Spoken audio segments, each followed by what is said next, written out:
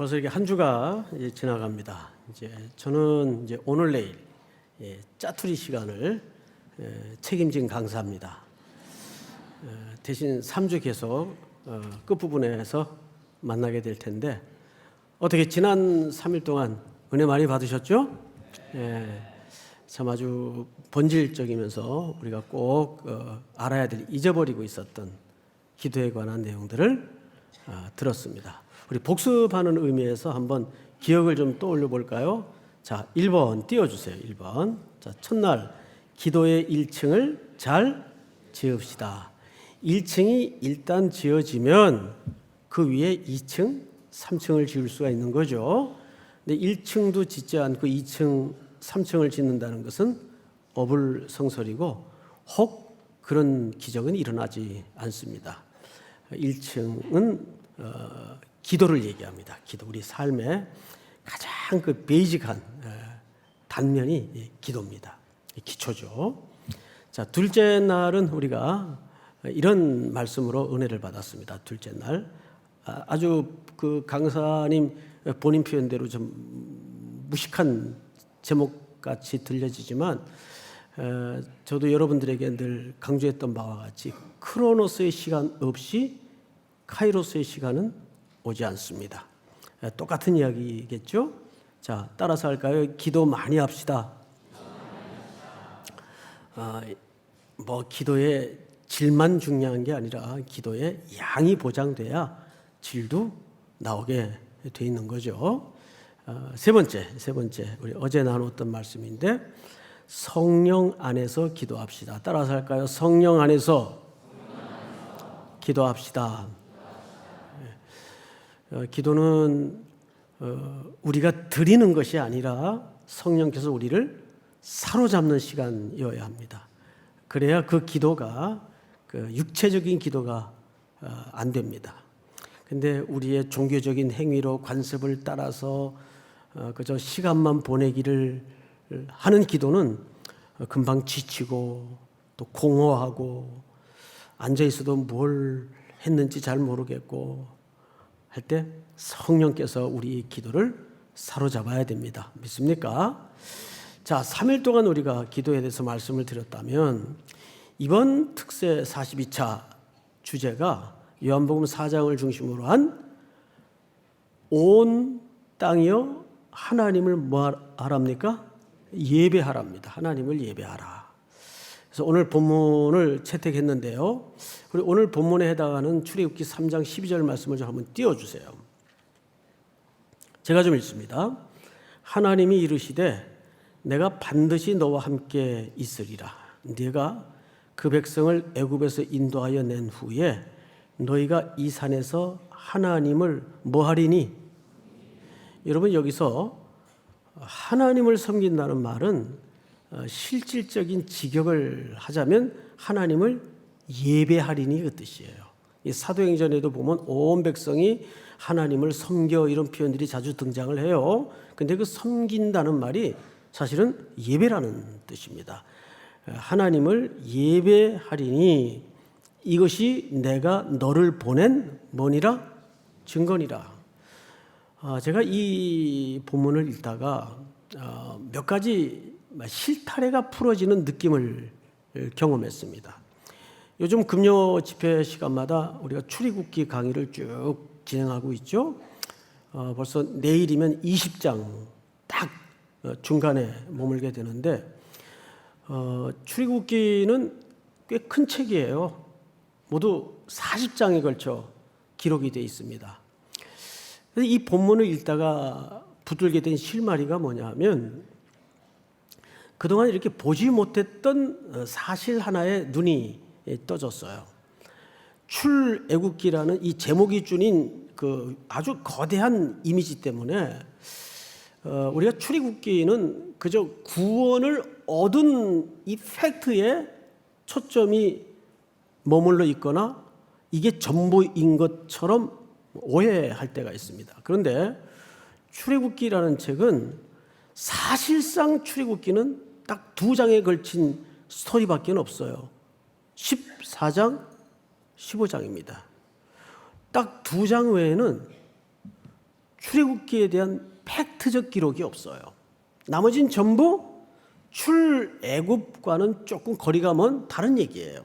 예를 들어서 1, 2장은 서론이라고 치자면 3장서부터 12장까지는 전부 10가지 재앙입니다.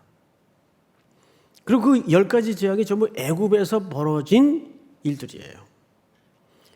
그리고 우리는 14장, 15장, 16장, 그러니까 실질적으로는 14장, 15장 이 두 장에 걸친 홍해를 건너서 이들이 드디어 탈출하는 아주 드라마틱한 광경을 성경에서 만나게 되는 거죠. 그리고 16장서부터는 출애굽과는 조금 거리가 먼 전혀 다른 이야기가 기록이 되어 있는데 그 다른 이야기의 전부가 사실은 예배 준비예요. 성경 구조를 잘 보세요. 16장서부터 40장까지는 전부 예배를 어떻게 드리고 예배를 드리기 위해서는 뭘 준비하고 전부 이 얘기예요. 이 구조를 보다가 제가 놀랬던 것이 출애굽기라는 책이 단순히 애굽의 그 고통의 역사를 끊어내고 출애굽한 탈출기가 전부가 아니라 사실은 그 탈출의 주된 목적이 하나님을 예배하는 데 있었구나. 하나님을. 자, 여러분, 그래서 오늘 본문에 해당하는 12절을 다시 한번 읽어볼까요? 다 같이 한번 읽겠습니다. 시작. 하나님이 이르시되 내가 반드시 너와 함께 있으리라.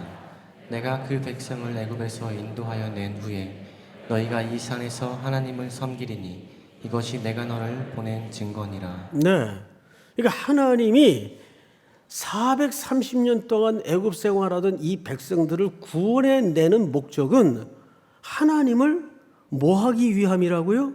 예배케 하기 위함이라고요. 동의하십니까?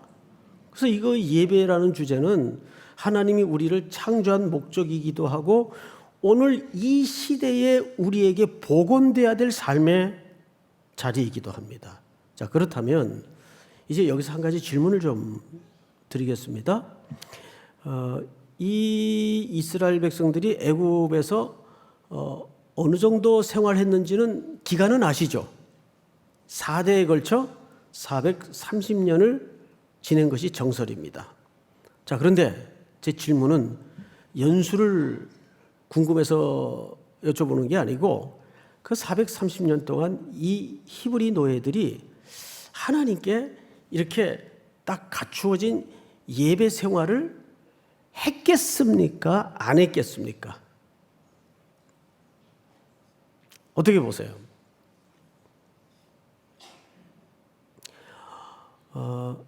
했다고 생각하는 사람은 고개를 끄덕거려 보세요. 몇 분이 그래도 표시를 해주시네요. 고맙습니다. 근데 안 했다고 생각하는 사람 한번 고개를 끄덕거려 보세요. 나머지는 뭐예요? 거의 안 한 게 맞습니다. 자, 제가 몇 군데 본문을 여러분들과 보면서 설명을 드리도록 하겠습니다. 창세기 50장을 띄워주실까요? 자, 이 장례가 요셉의 총리 아버지가 죽었을 때, 총리 아버지면 누굽니까? 야곱이죠. 야곱이 죽었을 때 어떤 식으로 장례를 치렀는가를 기록한 내용입니다. 40일이 걸렸으니 향으로 처리하는 데는 이 날수가 걸림이며 애굽 사람들은 70일 동안 그를 위하여 곡하였더라. 자, 여러분, 향 재료를 넣는데 며칠씩 걸렸어요? 40일이 걸렸어요. 장례 오래 하죠? 네. 그러면 이 장례법은 애굽식이겠습니까? 유대식이겠습니까? 애굽식입니다. 자, 근데 여러분, 장례라는 것은 그 나라 그 민족에게는 모든 문화와 세계관과 가치관이 가장 잘 응집된 예식이에요. 그래서 아무리 세월이 바뀌어도 장례 문화는 항상 전통과 뿌리를 가지고 지켜내도록 되어 있는 게 장례 문화예요. 그래서 아무리 수천 년이 흘러도 각 민족이 지키는 장례 문화는 굉장히 중요합니다. 그리고 그것을 끝까지 지켜냅니다.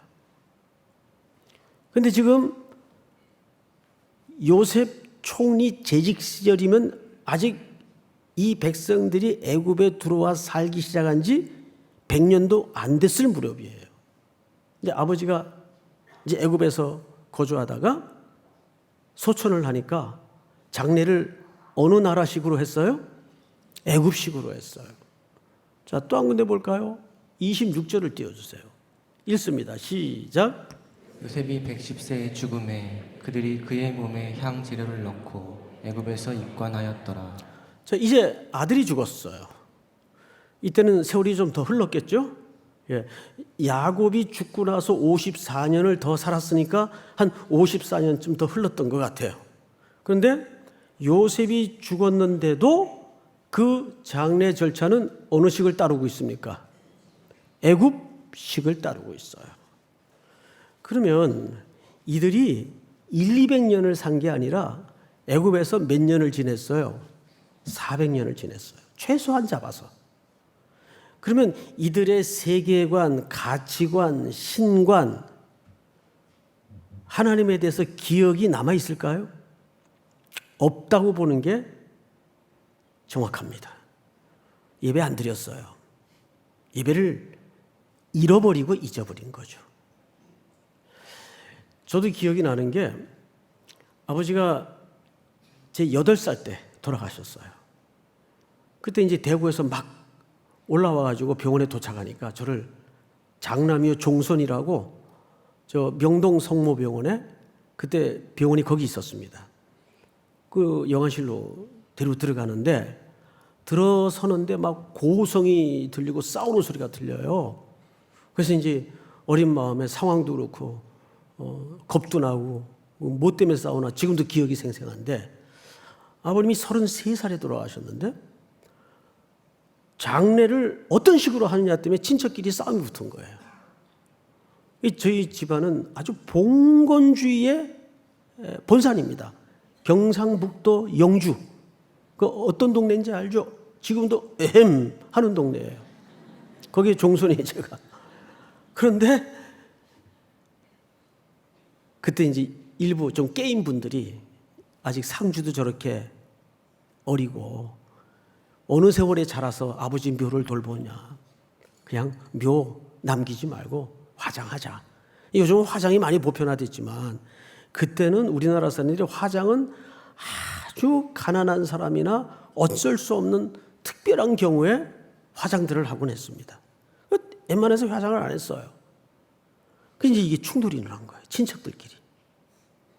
그때 뭐 어머님도 29살 때니까 뭐 낄 형편도 안 되고. 결국은 절충을 했어요. 화장을 해서 분고를 해가지고 박스에 담아서 경상북도 영주 선산에 매장을 했어요. 이렇게 절충식을 했습니다. 그러니까 그만큼 이 장례 문화는 그 집안의 가치관과 전통과 세계관과 그 사후관 이 모든 게 녹아진 문화에 응집된 예식입니다. 그런데 지금 요셉의 케이스와 야곱의 케이스를 볼 때 이들은 이런 사례를 근거로 유추해 볼 때 하나님을 예배했다는 기록도 없고 안 했다고 보는 게 정확합니다. 자, 이 백성들을 이제 하나님이 야곱의 언약을 따라 불러내야 되는데 왜 불러낸다고요? 그냥 힘들겠구나 해서 구원해내는 게 아니라 이들을 뭐 하기 위해서? 예배하도록 하기 위해서 잃어버린 예배의 원형과 예배의 기억을 복원토록 하기 위해서 이들을 지금 불러낸다고요. 출애굽의 목적을 우리가 정확히 인식을 해야 됩니다. 그럼 어떻게 해야 될까? 그 첫 번째 단계가 출애굽기 2장을 한번 띄워주세요. 여러 해 후에 애굽 왕은 죽었고 이스라엘 자손은 고된 노동으로 말미암아 탄식하며 부르짖으니 그 고된 노동으로 말미암아 부르짖는 소리가 하나님께 상달된지라. 다음 절. 자, 이 한 절만 읽읍시다. 준비가 안 된 것 같아요. 자, 여러분, 하나님께서 이들의 예배에 잃어버린 원형을 기억해내게 하고 복원해내기 위해서 첫 번째 삶의 조치가 뭐냐 하면 정확하게 부르짖게 만드는 거예요. 그 영혼 속의 삶의 환경에 곰핍을 주시고 절망을 주시고 탄식을 주셔서 부르짖게 만드는 거예요. 여러분 가만히 보세요. 히브리 노예들이 구원받아가지고 애굽을 떠나자마자 훈련받은 게 뭔지 아세요? 부르짖는 연습이에요. 잘 보세요. 도도히 흐르는 홍해 앞에 그들은 울부짖었어요. 기억나시죠? 또 홍해를 건너서 떡의 문제 때문에 하나님 앞에 또 죽일 듯 달려들어 모세를 향하여 부르짖습니다. 애굽에 매장지가 없어서 하늘을 찌를 듯 고소와 고발이 터집니다. 또 반석 앞에서 마라의 쓴물 앞에서 일관된 백성들의 태도가 뭐예요? 부르짖는 거예요. 그런데 하나님은 이런 역설적인 상황을 통해서 이들의 저 뿌리 깊은 심장 근본에 뭘 지금 회복시키는 겁니까? 하나님을 향한 잃어버린 예배의 기억과 원형을 복원시키는 작업이에요. 저도 어릴 때는 어머님이 이북에서부터 신앙생활을 그래도 하셨던 분이니까 교회를 나갔었어요. 그러다가 서울에 올라오면서 오랫동안 예배도 신앙생활도 떠나 있었습니다. 그래서 가정에 큰 어려움이 왔어요. 제가 고1 때 가정이 완전히 해체되는 비극을 맞았습니다. 그러니까 5 식구가 뿔뿔이 다 흩어져 가지고 어디서 뭘 하는지조차 생사를 몰랐어요. 그렇게 완전히 흩어졌습니다. 그러다가 어떤 계기가 다시 2년 만에 만나게 됐는데 우연히 월세로 얻은, 그때는 사골세라 그랬죠. 그 표현을. 그 옥탑방이 교회하고 대문 한 3m 거리, 그러니까 가파른 산길, 언덕길인데 삼선교회라는 교회 맞은편 옥탑방에 사월세를 얻었어요. 거기서 저는 그때 학교를 못 다니고, 뭐 학교 다닐 수가 없죠. 이 만리동 꼭에 인쇄소 공장에 공돌이 생활을 했어요. 이 만리동 꼭에 옛날에 광명인쇄소라는 아주 유명한 인쇄소가 있었습니다. 그 광명인쇄소는 왜 유명하냐 하면 박정희 소장이 구테타를 일으킬 때 내일 혁명날이면 혁명 삐라를 찍어야 되는데 누가 그 시대에 목숨 걸고 그런 불온한 삐라를 찍겠어요. 그러니까 광명인쇄소 들어가서 찍어 이래가지고 대박난 인쇄소가 그 인쇄소예요. 그때부터 국정교과서니 다 밀어준 거예요. 거기다. 거기 이제 취직이 돼가지고 매일 기름 묻은 장갑을 끼고 거기서 생활을 하는데 납통 들고 모든 교과서가 거기에 다 몰려오니까 일이 너무너무 많은 거예요. 불이 나게 회사가 돌아가는 거예요. 공장 자체가. 거의 매일 철야를 했어요. 그럼 2시면 라면 하나에 밥 한 공기 말아 먹을 수 있는 쿠폰이 나오는데 그걸 먹고 철야를 해야 되는데 그걸 안 먹고 모아뒀다가 말일날 격리과 가서 돈으로 바꾸는 거예요. 빨리 학교 복학을 좀 하고 싶어서. 그러다가 몇 번 이제 쓰러졌죠. 그러던 어느 한 날 몸이 쇳덩어리예요. 제가 하는 일이 매일 그 납통을 드는 일이었어요. 그때 짜부라져 가지고 이 키가 안 큰 거예요. 저희 집 혈통이 그렇게 작은 혈통이 아니에요. 둘째만 봐도 여러분 아실 거예요. 작은 키가 아니에요. 그게 결국 견디다 못해가지고 뭐 열이 나고 구토가 나고 그래서 처음으로 조퇴를 하고 벌벌벌 기어가지고 그 집을 올라가려고 산동네 올라가는데 이상하게 그 맞은편 바로 3m 앞에 저희 집인데 제가 교회 계단 앞에서 그냥 기절을 해버린 거예요. 그 눈을 떠보니까 사람 웅성소리에 눈을 떠보니까 그날이 수요 예배인데 제가 예배당 맨 뒷줄에 그냥 누워 있더라고요. 어떻게 거기까지 들어가 누웠던 것 같아요. 그래서 얼른 정신을 차리고 앉았는데 본의 아니게 중간에 빠져나갈 수도 없고 예배를 드리게 됐어요. 오랜만에 어릴 적 말고 오랜만에. 근데 그날따라 하얀 교복을 입은, 그때 다 학생들이 교복을 입었잖아요. 교복을 입은 학생들이, 또 회색 바지를 입은 고등학생들이 쭉 남녀가 서가지고 그 특송을 하는 거예요. 중고등부 헌신예배 특송을. 뒤에 앉아 있는데 기름때에 몸은 아프지 삐쩍 말라가지고 이런 몰골을 보니까 너무 처참한 거예요.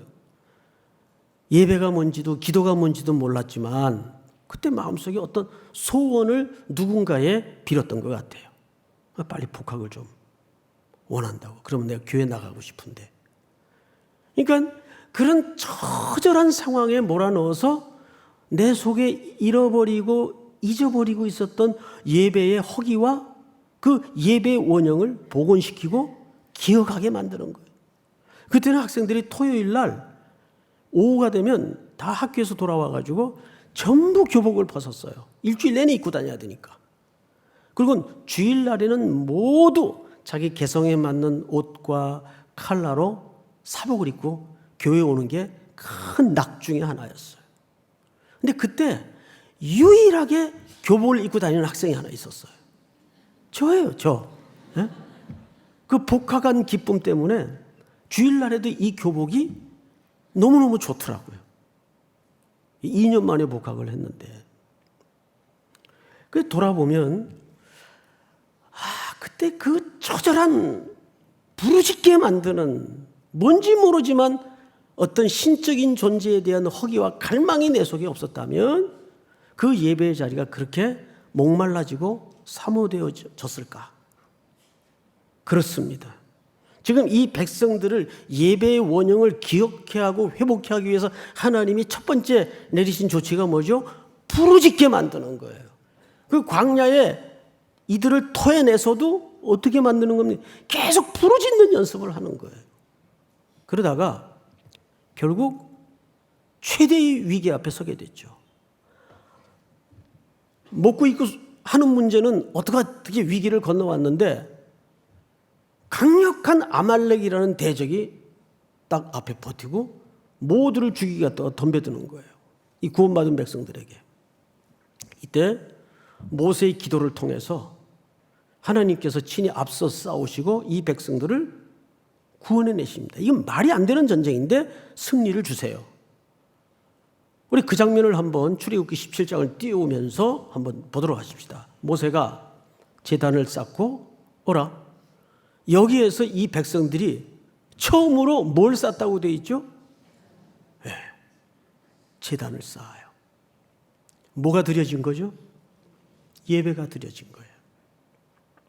모세가 제단을 쌓고 그 이름을 뭐라고 했습니까? 여호와 니시. 니시라는 말은 나의 깃발. 깃발. 이 깃발이라는 니시라는 말의 그 어원적 원형을 보면 여기 또 하나의 의미가 있는데 기적이라는 의미도 됩니다. 예배가 뭐라는 뜻이에요? 이게 하나님의 기적이라는 뜻이에요. 하나님이 나를 만나주시고 거룩한 하나님이 죄인을 만나주시는 장소, 피조물을 만나주시는 장소, 피조물과 교제해 주시는 장소, 공간, 시간. 이게 뭐예요? 여호와 니시. 이 첫 번째 깃발이 여기에 꽂아지는 거죠. 그래서 이 출애굽기의 여정은 이들 속에 잃어버렸던 예배의 기억을 되찾아가는 과정이라는 걸 놓쳐서는 안 됩니다. 우리 인간은 연약한지라 처절하고 속이 너덜너덜해지고 그런 막다른 골목까지 내밀어질 때 비로소 하나님을 향하여 우리의 잃어버렸던 그 원형의 기억을 되살리는 겁니다. 부르짖게 되는 거예요. 믿습니까? 오늘 42차 특세 넷째 날, 이번 주 뿐만 아니라 3주의 주제가 뭡니까? 온 땅이여 여호와를 예배하라. 선교의 궁극적인 목적도 뭡니까? 그냥 복음이 전파되는 게 궁극적인 목적이 되어서는 안 되고, 그 어둠의 땅에, 우상 숭배로 가득했던 땅에 하나님을 고백하지 못하고 하나님을 눈떠 알지 못하고 보지 못했던 그 영혼들에게 한 마음으로 한 고백으로 한 하나님을 예배하는 자리에까지, 이게 진짜 목적이에요. 여러분, 선교지에 가보면 그런 감격을 우리가 경험하잖아요. 몇 년 전만 해도 이곳에 왔을 때는 암울했고 답답했고, 여기 무슨 선한 것이 있을까? 열매가 날까? 수많은 의욕과 염려로 한 발 한 발 5년 6년 세월을 딛다 보니까 하나님께서 우리가 디뎠던 그 땅 끝에 예배의 처소가 만들어지고 예배의 감격이 일어나고, 그게 선교하는 우리 진짜 목적이에요. 그런데 이게 어디서부터 시작이 돼야 될까요? 내가 먼저 그 예배의 감격이 없을 때 그런 감격이 흘러가고 되살아나고 전달될까요? 불가능한 거죠. 먼저 우리 삼일교회 온 성도들과 청년들은 다시 한번, 지금 여호와 니시의 깃발이 꺾여 있어요. 부러져 있어요. 파묻혀 있어요. 그 잃어버린 예배의 현장마다 여호와의 니시, 하나님의 기적의 깃발이 백기처럼 펄럭이는, 복원이 이루어지고 내 안에, 내 삶에 여러 가지, 그래서 이 예배의 회복으로 나아가기 위해서는 두 가지 단절이 전제되어야 되는데, 첫째, 애굽의 풍요입니다. 그것은 풍요 자체가 죄악이라는 말이 아니에요. 애굽의 떡이에요. 그리고 두 번째 단절되어야 될 게 애굽의 신적인 문화입니다. 애굽의 신관이에요. 그래서 2장, 3장서부터 12장까지 애굽 백성들에게, 이스라엘 백성들에게, 모세에게, 바로에게 하나님이 계속해서 확인시키고 강조하고 각인시킨 게 뭡니까? 그들이 풍요를 위해서, 물질의 복을 위해서 그토록 신격화시켜 만들어놨던 수많은 우상들, 그게 10가지 재앙을 통해서 다 박살이 나는 거예요.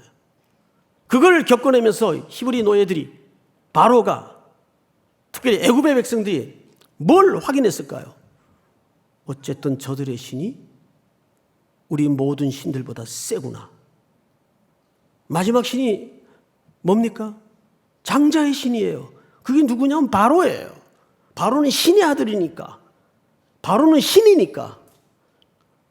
그것마저도 하나님이 박살을 내므로써 이 잃어버렸던 히브리 노예들의 기억 속에 예배의 기억을 복원시키고 하나님에 대한 이해를 복원시키는 작업을 꾸준히 밀어붙이는 겁니다.